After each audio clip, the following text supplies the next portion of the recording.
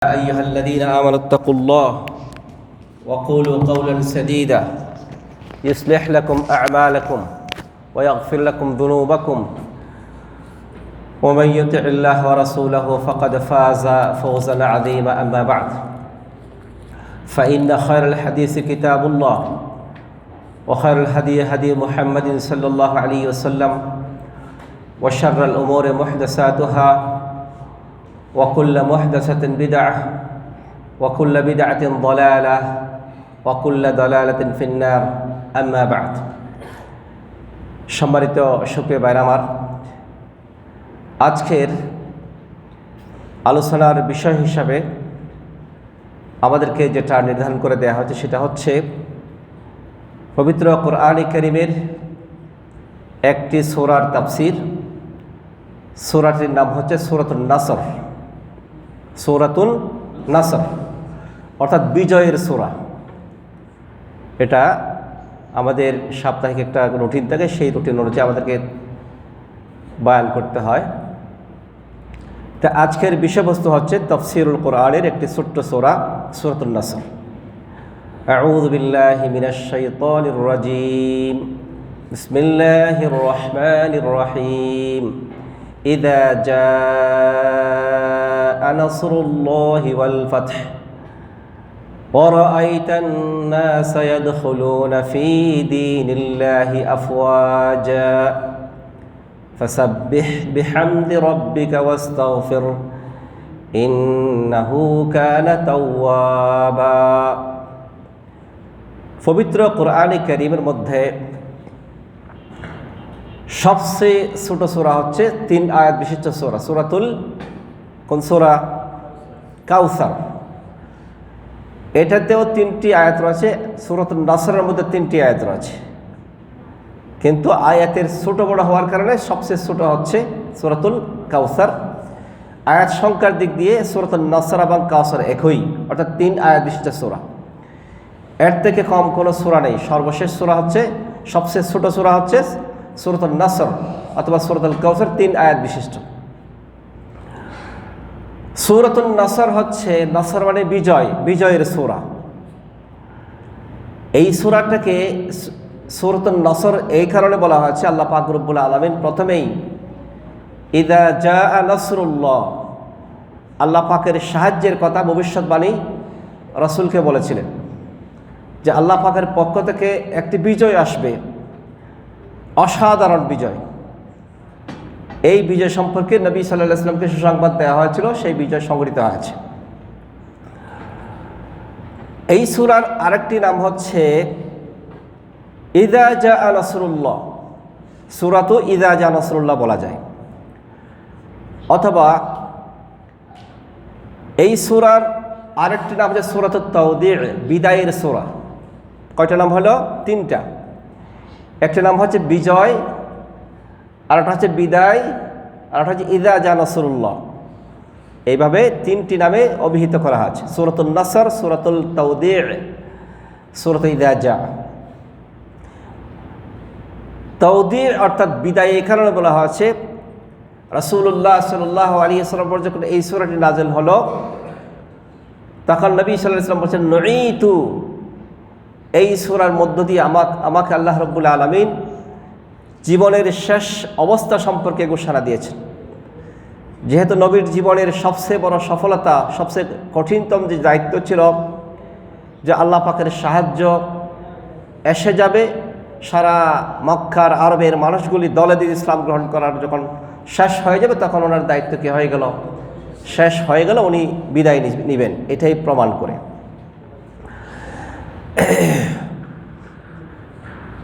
এই সূরার একটি বিশেষ ফজিলত হচ্ছে, আব্দুল্লাহ ইবনে উতবা তিনি বলেছেন যে আব্দুল্লাহ ইবনে আব্বাস রাদিয়াল্লাহু আনহু বলেছেন, তা'লাম আখির সূরাতিন নাযালাত মিনাল কোরআন, তুমি কি জানো একটি কমপ্লিট সূরা কখন নাযিল হয়েছে? সর্বশেষ সূরা কোনটি? কোরআনে কারীমের সর্বশেষ সূরা কোনটি যেটা কমপ্লিটভাবে নাযিল হয়েছে? কে বলতে পারবেন?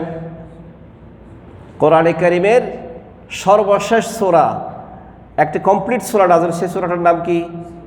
সূরাতুল নাসর। ইযা জা নাসরুল্লাহ এরপরে পরিপূর্ণ সূরা নাযিল হয়নি। যেহেতু একটি আয়াত আছে আল-ইয়াওমা আকমালতু লাকুম দীনাকুম ওয়া আতমামতু আলাইকুম নি'মাতি ওয়া রাদিতু লাকুমুল ইসলামা দীনা, এটা ফাতহে, এটা আরফাতের ময়দানে নাযিল হয়েছে। অর্থাৎ আল্লাহ রাব্বুল আলামিন দিনকে কমপ্লিট করেছেন, পরিপূর্ণ করেছেন। এরপরও আরও আয়াত নাযিল হয়েছে। এরপরেও রাসূল সাল্লাল্লাহু আলাইহি ওয়াসাল্লাম কমপক্ষে 83 দিন বেঁচে ছিলেন এই আয়াত নাযিল হওয়ার পরেও।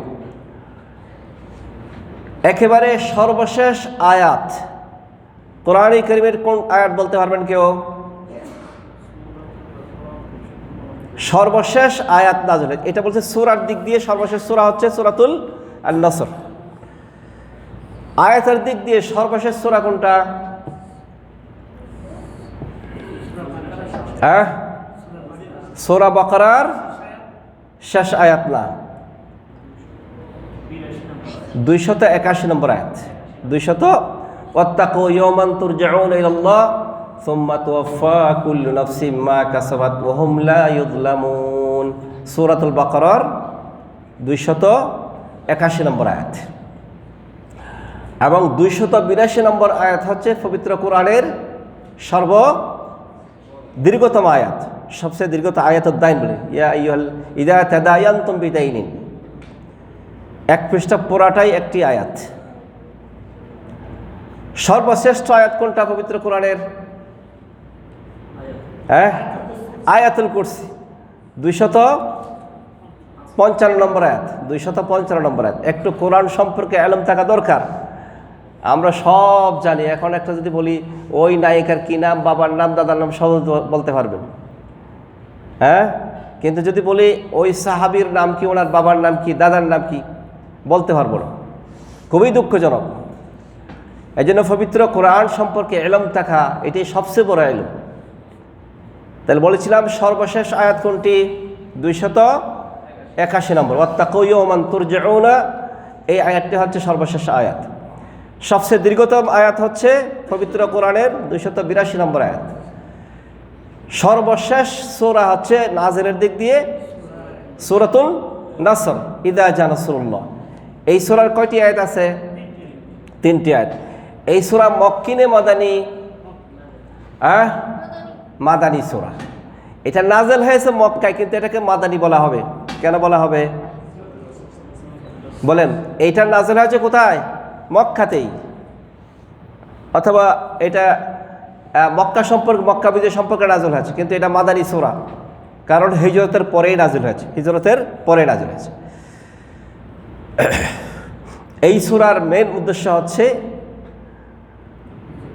এই কথার ঘোষণা দেওয়া, দিন কমপ্লিট হয়ে গেছে, মুসলমানদের বিজয় অবশ্যম্ভাবী প্রমাণিত হয়েছে। এটার আরেকটি বৈশিষ্ট্য হচ্ছে, একটি তাফসীরের মধ্যে এটা আসছে যে রুবুল কোরআন, কোরআনের 1/4 বলা হয়েছে। সূরাতুল ইখলাস যদি কোরআনে কারীমের 1/3 হয়, আর সূরাতুন নাসর হচ্ছে কোরআনের কারীমের 1/4, রুবুল কোরআন বলা হয়েছে। ইযা জাআ নাসরুল্লাহি ওয়াল ফাতহ, যখনই আল্লাহর সাহায্য এবং বিজয় আসবে। রাসূলুল্লাহ সাল্লাল্লাহু আলাইহি ওয়াসাল্লাম মক্কার জমিনে কত বছর ছিলেন মক্কাতে? 13 বছর। মক্কাতে তিনি নবুয়তের পরে 13 বছর। কত বছর পরে নবুয়ত পেয়েছেন তিনি? 40 বছর পরে নবুয়ত প্রাপ্ত হয়েছেন, নাকি ওনার জন্মের আগেই পাইছেন? হ্যাঁ, আমাদের কিছু কিছু ওই ভণ্ড মোল্লারা আছে, আব্বাসি মার্কা, তাহিরি মার্কা, বলে যে রসুল নাকি জন্মের আগেই নবী হয়েছে। এটা নবুয়ত তকদিরে লেখা আছে, এটা তো সবারই তকদিরে আছে। আমি তো একটা মেসাল উদাহরণ দিয়ে পেশ করছিলাম যে এখন যদি আমাদের ফখরুলবাদী মেসাল দিয়েছিলাম, কেমন? উনি কত সালে ম্যাট্রিক পাস করেছে?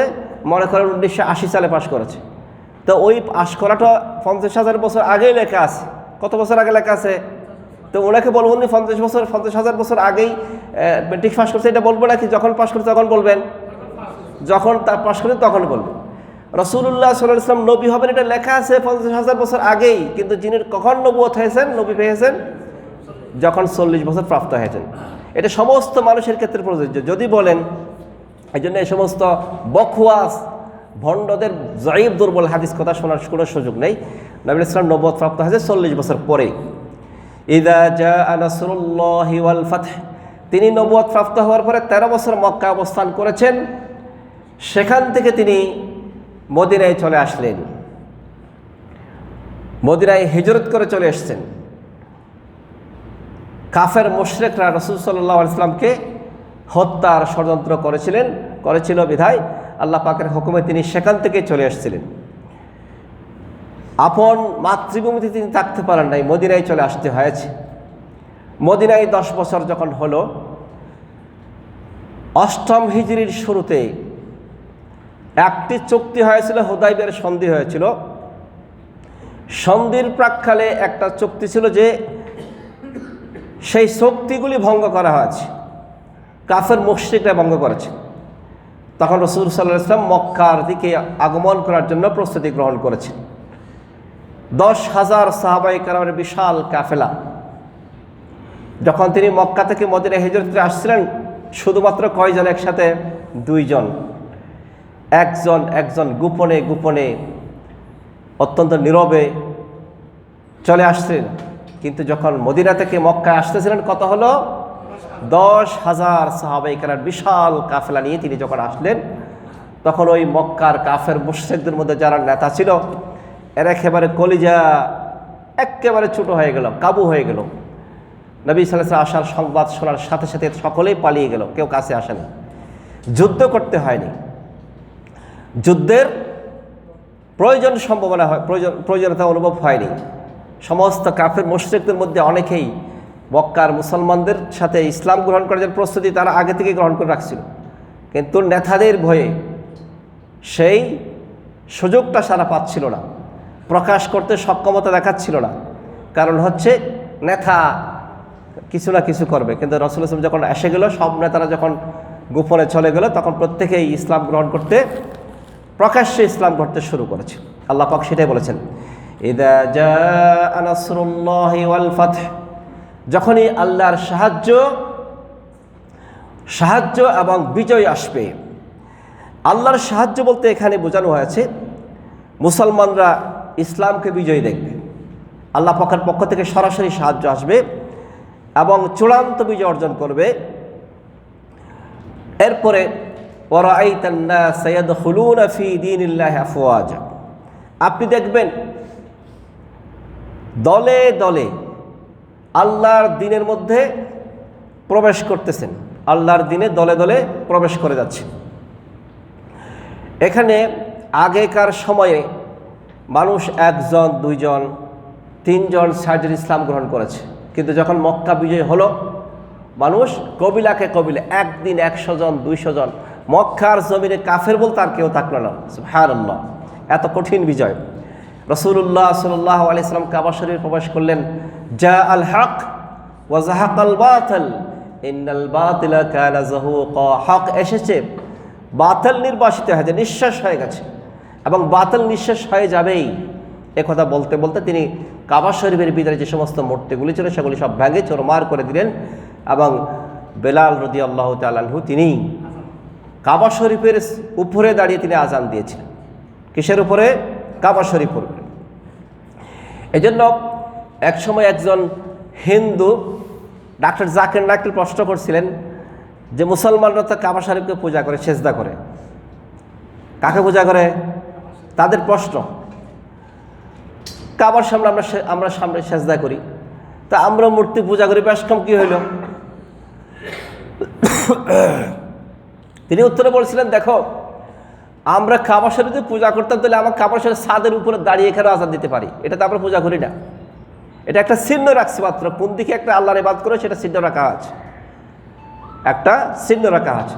ক্রিকেট খেলার যখন একটা চিহ্ন থাকে সেখানে মারতে হবে, ওইটা মারার জন্য ঠিক একইভাবে একটা চিহ্ন রাখা আছে। আল্লাহ পাক পবিত্র কোরআনে বলেন, ফালিয়াবুদু রাব্ব হাযাল বাইত, এই রবের এই বাইতের রবের ইবাদত আমরা করি। কার ইবাদত করি? এই রবের আমরা সবসময় বলি আল্লাহু আকবার, আল্লাহু আকবার কেন বলি? যাতে করে মানুষের মধ্যে এটা ভিতরে না ঢোকে যে কাবাকে আমরা সম্মান করতেছি। কাবা আমরা সম্মান করি না, আমরা সম্মান করি কাকে? আল্লাহকে সিজদা করি। এই জন্য ওমর ইবনে খাত্তাব রাদিয়াল্লাহু কাবা শরীফের সবচেয়ে পবিত্র পাথর হচ্ছে জান্নাতি পাথর, সেটা কোনটা? হাজার আসওয়াদ। হাজার আসওয়াদের সামনে হযরত ওমর ইবনে খাত্তাব রাদিয়াল্লাহু বলেছেন যে এই হাজার আসওয়াদ ইন্নাকা হাজারুন লা তানফা ওয়া লা তুদির লাউলা আন্নী রাআইতু রাসূলুল্লাহ সাল্লাল্লাহু আলাইহি ওয়াসাল্লাম কাব্বিলুক মা কাব্বালত। এই হাজার আসওয়াদ, শোনো, তুমি একটা পাথর বই কিছু না। আমি যদি রাসূল সাল্লাল্লাহু আলাইহি ওয়াসাল্লামকে পাথর ছোঁয়া দিতে না দেখতাম তাহলে আমিও দিতাম না। রসুলকে দেখেছি বিদায় তোমাকে পাথর দিয়ে, তুমি কোনো মানুষকে উপকার করতে পারো না, ক্ষতিও করতে পারো না, তোমার হাতে কোনো ক্ষমতা নেই। ক্ষমতার হাত কার হাতে? আল্লাহর হাতে। সুতরাং আমরা কাবা শরীফকে সামনে রেখে আল্লাহরে কি করি? ইবাদত করি। ওয়ারাআইতান নাসা ইয়াদখুলুনা ফী দীনিল্লাহি আফওয়াজা। আপনি দেখবেন মানুষ দিনের মধ্যে, ইসলামের ভিতরে দলে দলে প্রবেশ করতেছে। রাসূলুল্লাহ সাল্লাল্লাহু আলাইহি ওয়াসাল্লাম যখনই দেখলেন যে মানুষ দলে দলে ইসলাম গ্রহণ করছে, তখন আল্লাহ রাব্বুল আলামিন নবী সাল্লাল্লাহু আলাইহি ওয়াসাল্লামকে একটি নির্দেশনা দিলেন। বিজয়ের পরে কি করতে হবে সেটা একটা ঘোষণা দিলেন। কি বললেন? ফাসাব্বিহ বিহামদি রাব্বিকা ওয়াস্তাগফির ইন্নাহু কানা তাওয়াবা। যখনই তুমি বিজয় অর্জন করবে, সফলতা অর্জন করবে, কোনো জাতির উপর বিজয়ী হবে, তখন তোমার করণীয় কি? আল্লাহ পাক শিখিয়ে দিচ্ছেন। ফাসাব্বিহ, আল্লাহর তাসবিহ বর্ণনা করুন, আল্লাহ পাকের পবিত্র বর্ণনা করুন। কি বলতে হবে? সুবহানাল্লাহি ওয়া বিহামদিহি সুবহানাল্লাহিল আযীম। এটাই আল্লাহ পাক রব্বুল আলামিন রাসূলুল্লাহ সাল্লাল্লাহু আলাইহি ওয়াসাল্লামকে নির্দেশনা দিয়েছিলেন। সুতরাং যদি কোনো সময় মনে করে যে আমি বিজয়ী হয়েছি, তাহলে প্রতিপক্ষ সে কাফের হোক মুশরিক হোক, মুসলমান তো প্রশ্নই আসে না, কাফের মুশরিক হলেও আপনি তার ঘরের উপর আক্রমণ করবেন, তাকে আক্রমণ করে ইসলাম এটা সমর্থন করে না। ইসলাম বলতেছে যে যখনই বিজয়ী হবে, ফাসাব্বিহ বিহামদি রাব্বিকা, আপনি আল্লাহর তাসবিহ বয়ান করুন, আল্লাহর প্রশংসা সহ, আল্লাহ পাকের প্রশংসা সহ আল্লাহ পাকের তাসবিহ বয়ান, সেটা আপনার জন্য করণীয়। ওয়াস্তাগফিরহু, আল্লাহ পাকের কাছে ক্ষমা প্রার্থনা করুন। তাহলে আমরা কি বলতে পারি? সুবহানাল্লাহি ওয়া বিহামদিহি আস্তাগফিরুল্লাহ ওয়া আতুবু ইলাইহি। সুবহানাল্লাহি ওয়া বিহামদিহি আস্তাগফিরুল্লাহ ওয়া আতুবু ইলাইহি। এটা হলো মুসলমান হিসেবে করণীয়। কিন্তু খুবই দুঃখজনক হচ্ছে, আমাদের অনেক মুসলমান ভাইকে দেখা যাচ্ছে আপনার ধারণা মতো আপনি বিজয়ী হয়েছেন, বিজয় মিছিল করতে হবে, মিটিং করতে হবে, প্রতিপক্ষকে একেবারে যেমন ইচ্ছে তেমন বকাবকি করতে হবে, তার ঘর জ্বালিয়ে দিতে হবে, তার বাড়ির আক্রমণ করতে হবে। এটা কোনো মুসলমানের কাজ হইতে পারে না। বরং আপনি একটা দেখেন, রাসূলুল্লাহ সাল্লাল্লাহু আলাইহি ওয়াসাল্লাম যখন মক্কা থেকে মদিনায় আসলেন, দেখলেন ইহুদিরা কি রাখছে? রোজা রাখতেছে। ইহুদিরকে জিজ্ঞেস করা হল, তোমরা কেন রোজা রাখো? কেন রোজা রাখো? ইহুদিরা বলল যে আমরা এই জন্য রোজা রাখি যে আল্লাহ রাব্বুল আলামিন মূসা আলাইহিস সালামকে ফেরাউনের মোকাবেলায় বিজয় দান করছিলেন। ফেরাউনকে সাগরে ডুবিয়ে মারছিল, আর মূসা আলাইহিস সালাম বিজয় অর্জন করছিলেন। মূসা আলাইহিস সালাম শুকরিয়া স্বরূপ কি করেছেন? একটি রোজা রেখেছেন। কত তারিখ ছিল সেটা?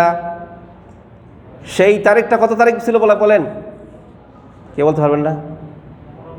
হ্যাঁ, মুহররমের 10 তারিখ। মুহররমের কি কয় তারিখ? 10 তারিখ। মুহররমের 10 তারিখকে আমাদের দেশে শোক দিবস বলা হয়। এটা না শোক দিবস, এটা শুকরানা দিবস, শুকরিয়া স্বরূপ রোজা রাখছিলেন। এটাকে আমরা শোক দিবস বানিয়ে ফেলেছি। হোসাইন রাদিয়াল্লাহু আনহু শাহাদাতের কথা বলে আমরা এটাকে বানিয়ে ফেলেছি, অথচ এটা মিথ্যা কথা। এটা হচ্ছে কিসের দিবস ভাই? শুকরানা দিবস। মূসা আলাইহিস সালাম আল্লাহ রাব্বুল আলামিনের প্রতি খুশি হয়ে, আনন্দিত হয়ে একটি রোজা রাখছিলেন। সেই রোজাটা হচ্ছে শুকরিয়া স্বরূপ। ইহুদিরা সেই কারণে রোজা রাখে। রাসূলুল্লাহ সাল্লাল্লাহু আলাইহি ওয়াসাল্লাম বলছেন যে আমরাও রোজা রাখবো। মূসা আলাইহিস সালাম যেহেতু শুকরিয়া স্বরূপ রোজা রাখছিলেন, আমিও তো মূসাকে ফলো করি, মূসাকে মানি, মূসা আমার অগ্রজ, তিনিও নবী ছিলেন, আমিও নবীজি, সুতরাং ওনার মতো আমরা কি করতে পারি, একটা রোজা রাখতে। সুতরাং মূসা আলাইহিস সালামের শরীয়ত বলেছে যে যদি কোনো ভাই বিজয় অর্জন করে, প্রতিপক্ষের উপর কোনো ঘায়েল আক্রমণ নয়, বরং কী করতে হবে ভাই, একটি রোজা রাখতে পারেন। আপনারা যারা এই ধরনের কোনো ধরনের বিশ্বাস করেন যে আপনি বিজয়ী হয়েছেন, তাহলে আমরা কি করতে পারি ভাই, একটি রোজা রাখতে পারি, দুইটি রোজা রাখতে পারি, দুই রাকাত শুকরিয়া স্বরূপ আল্লাহর কাছে কি করতে পারি, সালাত আদায় করতে পারি। অথবা এমনও আছে সুসংবাদ পাওয়া যাওয়ার সাথে সাথেই একটি সেজদাতে শুকর দেওয়া জায়েজ রয়েছে। এটাই আমাদের করণীয়। আল্লাহ পাক বলেন, ফাসাব্বিহ বিহামদি রাব্বিকা ওয়াস্তাগফির ইন্নাহু কানা তাওয়াবা। আপনি আপনার রবের প্রশংসা সহ তার পবিত্রতা ও মহিমা ঘোষণা করুন এবং আল্লাহর কাছে ক্ষমা প্রার্থনা করুন। ইন্নাহু কানা তাওয়াবা, আল্লাহ নিশ্চয়ই তওবা কবুলকারী, আল্লাহ নিশ্চয়ই তওবা কবুলকারী। প্রিয় বন্ধুগণ, ইবনে আব্বাস রাদিয়াল্লাহু তাআলা আনহু তিনি বলেছেন যে এক সময় ওমর ইবনুল খাত্তাব রাদিয়াল্লাহু তাআলা তিনি তখন খলিফাতুল মুসলিমিন, ইউদখিলুনি বলেছে আমাকে অনেক বড় বড় সাহাবাই কেরামদের সাথেই আমাকে বসালেন। বয়োজ্যেষ্ঠ বড় বড় মুরব্বীরা সাহাবাই কেরামরা বসে আছেন, জ্ঞানী সাহাবারা বসে আছেন। সেখানে ইবনে আব্বাস একেবারে ইয়াং ছেলে, যুবক, বয়স হয়তো 15 থেকে 20, এর থেকে কম হবে। এই ছেলেটাকে ওদের সাথে বসালেন। তখন সাহাবাদের মধ্যে যারা বয়োজ্যেষ্ঠ সাহাবাই কেরাম ছিলেন, ওনারা বলে যে এই যুবক ছেলেটি আমাদের সাথে বসলে এটা কি হয়? এর বয়সের ছেলে তো আমারও আছে, এখানে বসালেন। ওমর ইবনে খাত্তাব রাদিয়াল্লাহু তখন বললেন যে একদিন সেটা বোঝানোর জন্য আমাকে ডাকলেন, সাথে ওই সাহাবাই কেরামের যারা অভিযোগ পেশ করেছিল যে ইবনে আব্বাসকে কেন বসালেন, ওদেরকেও ডাকলেন। ওই সাহাবাই কেরাম সকলে বসার পরে রাসূলুল্লাহ সাল্লাল্লাহু আলাইহি ওয়াসাল্লামের সাহাবী, প্রখ্যাত সাহাবী ইবনে আব্বাস রাদিয়াল্লাহু তাআলা আনহুকে ডাকলার পরে জিজ্ঞেস করলেন, একটি প্রশ্ন করলেন প্রত্যেক সাহাবাদের সামনে। প্রশ্ন করতেছেন কে? ওমর ইবনে খাত্তাব রাদিয়াল্লাহু তাআলা, যে আজকে আপনাদের সামনে একটা আমি প্রশ্ন করব, প্রত্যেকে উত্তর দিবেন। প্রশ্নটা হচ্ছে এই, ইযা জাআ নাসরুল্লাহি ওয়াল ফাতহ ওয়া রাআইতান নাসা ইয়াদখুলুনা ফী দীনিল্লাহি আফওয়াজা ফাসাব্বিহ বিহামদি রাব্বিকা ওয়াস্তাগফির ইন্নাহু কানা তাওয়াবা। এই যে সূরাটি আমরা পড়েছি, এই সূরার মূল উদ্দেশ্য কি, সারে সংক্ষেপ কি, যেখান থেকে আমরা শিক্ষা নিতে পারি, এটার উদ্দেশ্যটা কি? তখন সাহাবাই কেরামদের মধ্যে যারা বড় মহাজ্ঞানী সাহাবাই কেরামরা ছিলেন, প্রত্যেকে বলেছে যে এখানে আল্লাহ রাব্বুল আলামিন আমাদেরকে দেখাচ্ছেন যে আমরা যখন বিজয় অর্জন করি, সফলতা পেয়ে যাই, তখন আমাদের করণীয় হচ্ছে কি করা, আল্লাহর কাছে ইস্তিগফার করা, ক্ষমা প্রার্থনা করে, এটাই বোঝানো হয়েছে। কয়েকজন সাহাবা থেকে প্রশ্ন করে প্রত্যেকে উত্তর এটাই দিয়েছেন। কারণ ফাসাব্বিহ বিহামদি রাব্বিকা ওয়াস্তাগফির, আল্লাহ পাক বললেন যে আপনি আল্লাহর প্রশংসা সহ আল্লাহর পবিত্রতা ঘোষণা করুন, আল্লাহর কাছে ইস্তিগফার করুন, ক্ষমা প্রার্থনা করুন, এই কথা বলেছেন। এটাই বোঝাচ্ছে প্রকাশ্য আয়াত থেকে। সব সাহাবায়ে কেরাম এক বাক্যে এটাই উত্তর দিলেন। এবার প্রশ্ন করলেন কাকে? ইবনে আব্বাস, যাকে হিবরুল উম্মাহ বলা হয়, যার জন্য রাসূলুল্লাহ সাল্লাল্লাহু আলাইহি ওয়াসাল্লাম দোয়া করেছেন, আল্লাহুম্মা আল্লিমহু তা'উইল, আল্লাহ এই লোকটাকে আপনি তাফসীর শিক্ষা দান করেন। কোরআনের সবচেয়ে বড় আলেম কে ছিলেন সাহাবাদের মধ্যে? ইবনে আব্বাস। সবচেয়ে বড় মুফাসসিরে কোরআন, কোরআন সম্পর্কে যার সবচেয়ে বেশি ইলম এবং জ্ঞান তিনি হচ্ছেন ইবনে আব্বাস রাদিয়াল্লাহু তাআলা। ইবনে আব্বাস রাদিয়াল্লাহু জিজ্ঞেস করেন, আপনি বলেন এই আয়াতের মূল উদ্দেশ্য কি? তখন তিনি বললেন যে শোনেন, এই আয়াত থেকে আল্লাহ রাব্বুল আলামিন আমাদেরকে রাসূলুল্লাহ সাল্লাল্লাহু আলাইহি ওয়াসাল্লামের জীবনের শেষ পর্যায়ে চলে এসেছেন, তার মৃত্যুর কাছাকাছি হয়েছে, এই কথা আমাদেরকে জানিয়ে দিয়েছে। সুবহানাল্লাহ। এই কথা শোনার পর ওমর ইবনে খাত্তাব রাদিয়াল্লাহু বলেছেন, লা আ'লামু মিনহা ইল্লা মা তাকুলুহু। তুমি যেই কথাটা বলেছ সেটাই সঠিক। কার কথাটা সঠিক হলো? ইবনে আব্বাসের। ইবনে আব্বাস ইয়াং যুবক ছেলে, তখন ওনারাই সাহাবারা বুঝতে পারলেন যে এই লোকটাকে কেন, এই যুবক ছেলেটাকে কেন আমাদের সামনে বসালেন, তাহলে তাকে আল্লাহ পাক এলম দিয়েছেন। রাসূলুল্লাহ সাল্লাল্লাহু আলাইহি ওয়াসাল্লাম তার জন্য দোয়া করছিলেন। এই জন্য প্রিয় বন্ধুগণ, নবী সাল্লাল্লাহু আলাইহি ওয়াসাল্লাম যখনই জীবনের শেষ পর্যায়ে আসছিলেন, তখন তিনি সবসময় কি বলতেন?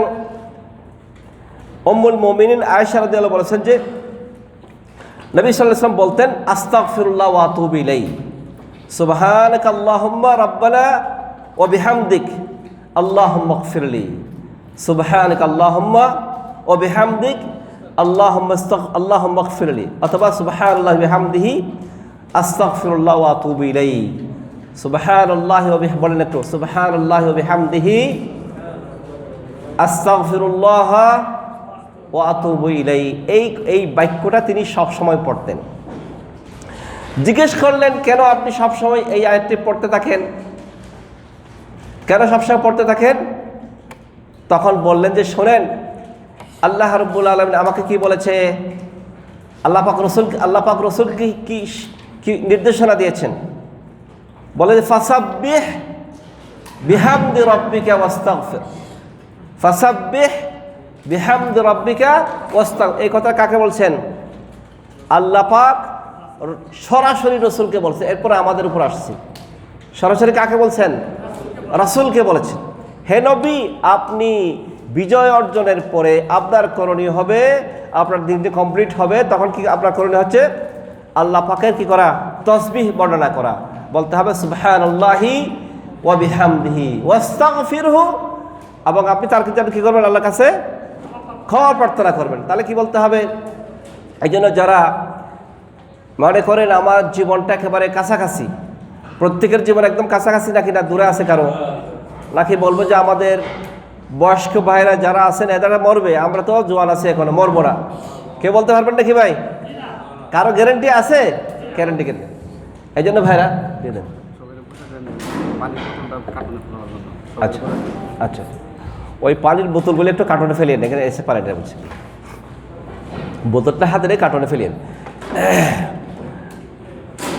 এই জন্য বলছিলাম যে আল্লাহ রাব্বুল আলামিন রসুলকে বলেছিলেন, আপনি ফাসাব্বিহ বিহামদি রাব্বিকা ওয়াস্তাগফির, আপনি আল্লাহর তাসবিহ বর্ণনা করুন এবং আল্লাহর কাছে ইস্তিগফার এবং ক্ষমা প্রার্থনা করুন। এটা হলো আমাদের বিজয়ের পরে আমাদের করণীয় কর্তব্য। সুতরাং বিজয়ের পরে, বিশেষ করে জীবনের শেষ সময়ে নবী সাল্লাল্লাহু আলাইহি ওয়াসাল্লাম উঠতে বসতে হাঁটতে সব সময় কি বলতেন? সুবহানাল্লাহি ওয়া বিহামদিহি আস্তাগফিরুল্লাহ ওয়া আতুবু ইলাইহি, সুবহানাল্লাহি ওয়া বিহামদিহি আস্তাগফিরুল্লাহ ওয়া আতুবু ইলাইহি, সবসময় পড়া এটা আমাদের যে সুন্নাহ। কারণ মানুষের, প্রত্যেকটা মানুষের জীবন একেবারেই কাছাকাছি, দেরি নেই। ইযা জা আজালুহুম লা ইস্তাখিরুনা সাআতাও ওয়া লা ইস্তাকদিমুন, মানুষের মৃত্যু আসলে আগে আর পিছিয়ে হওয়ার সুযোগ নেই। এই জন্য প্রিয় বন্ধুগণ, আজকের এই সূরা থেকে আমরা এটাই শিক্ষা নিতে পারি, আমাদের সবসময় বৈঠকে, ঘুমাতে, উঠতে বসতে হাঁটতে চলতে ফিরতে, গাড়ি চলতে, গাড়িতে উঠতে, গাড়ি চালাতে কি বলবো? সুবহানাল্লাহি ওয়া বিহামদিহি আস্তাগফিরুল্লাহ ওয়া আতুবু ইলাইহি, সুবহানাল্লাহি ওয়া বিহামদিহি আস্তাগফিরুল্লাহ ওয়া আতুবু ইলাইহি। এই দুইটা সবসময় পড়বেন, এটাই সুন্নাহ। এখানে একটা প্রশ্ন এসে যায়, রাসূলুল্লাহ সাল্লাল্লাহু আলাইহি ওয়াসাল্লামকে আল্লাহ পাক ক্ষমা প্রার্থনার কথা বলেছেন। কি বলেছেন? ক্ষমা প্রার্থনা করার কথা বলেছেন। ক্ষমা কখন প্রার্থনা করতে হয়? যখন কি তাকে ক্ষমা, আপনি কখন কোনো মানুষের কাছে ক্ষমা চাইবেন? কখন? দোষ করলে তো ক্ষমা প্রার্থনা করতে হয়। এই আয়াতের ব্যাখ্যা করতে গিয়ে কোন মুফাসসিরে কোরআন রাসূলুল্লাহ সাল্লাল্লাহু আলাইহি ইসলামের অর্থাৎ নবীদের ইসমতকে অস্বীকার করেছেন, অর্থাৎ নবীদের নিষ্পাপ এটাকে অস্বীকার করেছে। এই আয়াতের ওয়াস্তাগফিরহু কেন বলেছেন? আল্লাহ পাক কেন রাসূলুল্লাহ সাল্লাল্লাহু আলাইহি সাল্লামকে ইস্তিগফারের কথা বলেছেন? এই জন্য উনি কি অস্বীকার করেছেন? নবীর যে নিষ্পাপ, নবীর যে কোনো গুনাহ নাই, এ কথা অস্বীকার করতে বসেছে। বিভিন্ন তাফসীর গ্রন্থের মধ্যে, বিশেষ করে তাফহিমুল কোরআনের মধ্যে এ ধরনের কথা বক্তব্য আসছে। এই আয়াতের ব্যাখ্যা করতে গিয়ে যদি এই ধরনের তাফসীর হয়, এটা ভুল বক্তব্য। এই জন্য ভুল বক্তব্য যে রাসূলুল্লাহ সাল্লাল্লাহু আলাইহি সাল্লামকে ইস্তিগফার করার অর্থ হচ্ছে তার ভুল থাকতে হবে, তা নয়। বরং আল্লাহ পাক রব্বুল আলামিন কোনো নবীকে তার সম্মানকে আরো বৃদ্ধি করার জন্য ইস্তিগফারের কথা বলেছেন। রাসূলুল্লাহ সাল্লাল্লাহু আলাইহি ওয়াসাল্লাম দৈনিক কয়বার ক্ষমা চাইতেন? 70 মতো 100 বার ক্ষমা প্রার্থনা করতেন। তার রাসূল কি গুনাহ করছিলেন? গুনাহ করেন না। যেমন আমি একটা মিসাল দিই, আমি এক জায়গায় মেহমান হলাম, মেহমান যিনি বাড়ির মালিক যথার্থ সম্মান দেখালো আমাকে, খাওয়া দাওয়া করালো, ভালো খানার আয়োজন করলো, অনেক ধরনের মুরগি, গরু, ছাগল, রোস্ট পাকালো, খুবই খুশি, আমিও খুশি, ওনারাও খুশি। আসার সময় বললো যে ভাই ক্ষমা করবেন, আপনার খেদমত করতে পারে নাই। এটা কি জন্য বলছেন?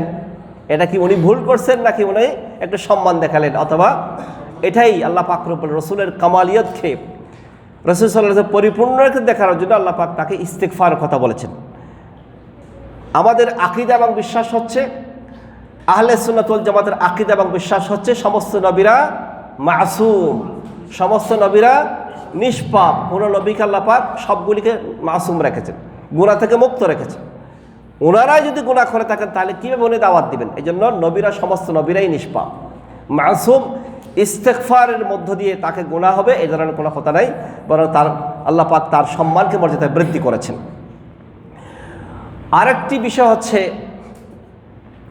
বিজয় অর্জনের করার পরেই আমাদের জন্য সুন্নত এবং ইসলামী শরীয়ত হচ্ছে আমরা সবসময় ইস্তিগফার করব, ক্ষমা প্রার্থনা করব, এটাই। অথবা আল্লাহর কাছে শুকরিয়া স্বরূপ 2 রাকাত সালাত আদায় করব, অথবা সেজদায় শুকর দিতে পারবো, সেটি আমাদের জন্য করণীয়। কোনো অবস্থাতেই জায়েজ হবে না, হারাম, কঠিন হারাম। শোনেন, সরকারি সম্পত্তি ভোগ করা এবং সাধারণ কোনো ব্যক্তি সম্পত্তিকে মেরে দেওয়া, কোনটার অপরাধ বেশি? সরকারি সম্পত্তিতে আপনি কি করেন? আত্মসাৎ করেন, সেটার অপরাধ কঠিন এবং বেশি কঠিন। কোনো ব্যক্তিগত ব্যক্তির কাছে আপনি আত্মসাৎ করেন, মানে একবার আপনার টাকা ধার দিলে 100 রিয়াল, 200 রিয়াল, 500 রিয়াল, 50,000 রিয়াল ধার দিলে সেটা দেন নাই, তাহলে এই ব্যক্তি। আর একটা হচ্ছে সরকারের একটা ইট আপনার ঘরে ঢুকে নিয়ে আসলেন, আপনার পাশে, রাস্তার পাশে একটা রাস্তা আছে, সেখানে ইট একটা ঢুকে, শুধু আমরা মেম্বার, চেয়ারম্যান, এমপিকে বলি, নিজে করেন না।